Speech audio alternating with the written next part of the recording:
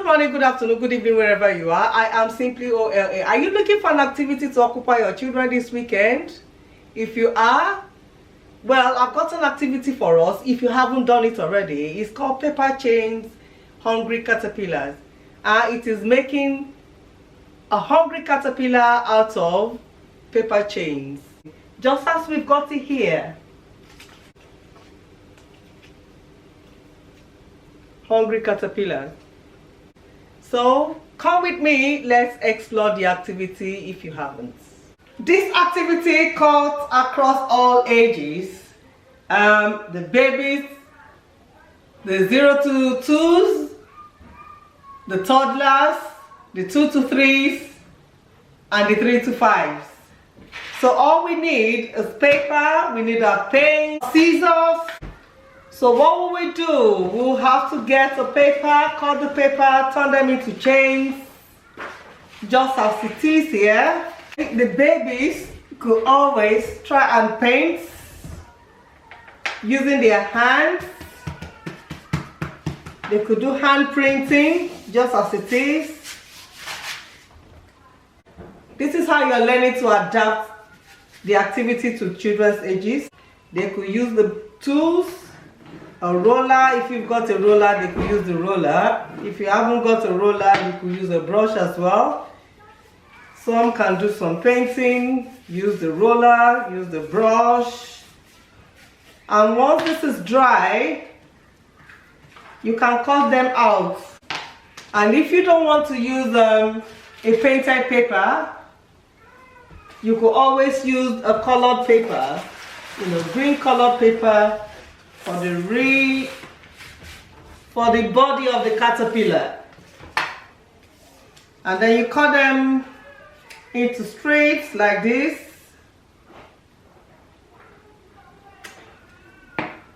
And make rings out of them. I've tried to make everything simple for us by partially doing some of the artwork. All we need is join all the rings together, just as I have them here like this. I think I've got about 1, 2, 3, 4, 5. So I've got 5 segments, and then I've got the hair of the caterpillar, which you could do by cutting some paper, and then the edges of the paper you also cut,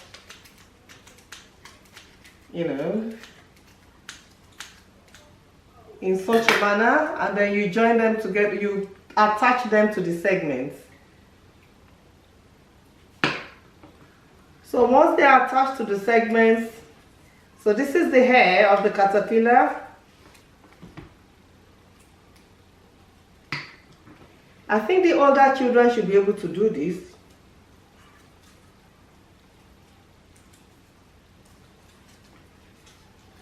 And you can also use this for your shoebox stories.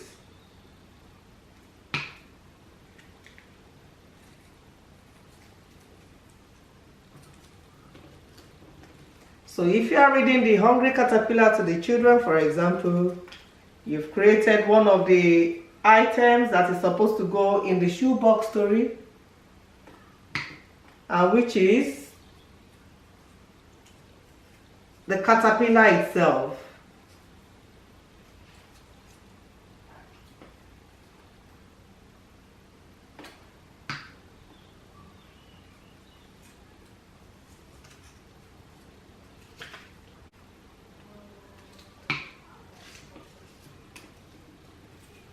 As it is here, we turn them into rings. The paper that I've cut into circle,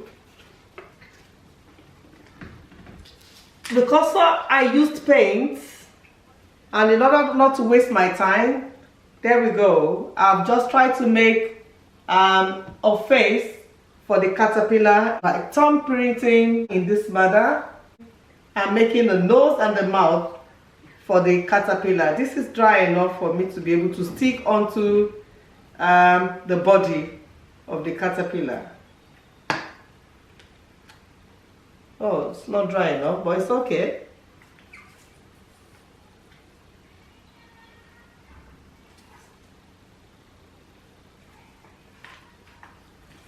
So there you are. It's taking shape. And then we need legs for the caterpillar itself. So I'm just gonna cut about 5 stripes, and then you stick it to the bottom of all segments. The children are learning to use tools. The children are learning to be creative. The children will begin to, you give your children the opportunity to even enjoy the story more, and they remember the story more, the story of the very hungry caterpillar, because there's a book called The Very Hungry Caterpillar. So you're encouraging the children to even read the storybook itself, because they are making their own very hungry caterpillar.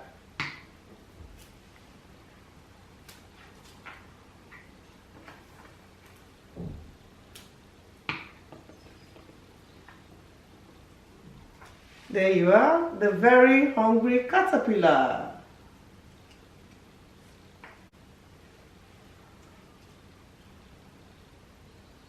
That is it. And this can also be in your shoe box story.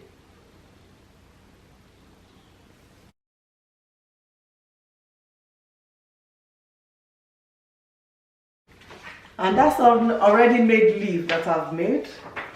It's just folding the paper into two and then cutting through the edges of the paper to make a curve, and just leaving the space for the stalk. And that, I made a hole through here where the caterpillar, the hungry caterpillar, can eat through.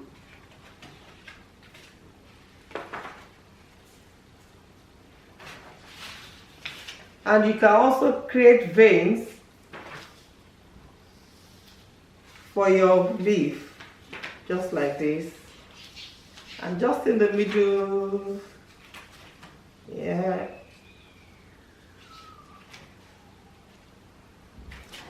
So that's a leaf, and that's another hungry caterpillar eating through the leaf. And that is the end of my session. If you do like my videos, click like, subscribe and share, and tell me how you got on with the activity when you eventually carry it out. Thank you. Bye.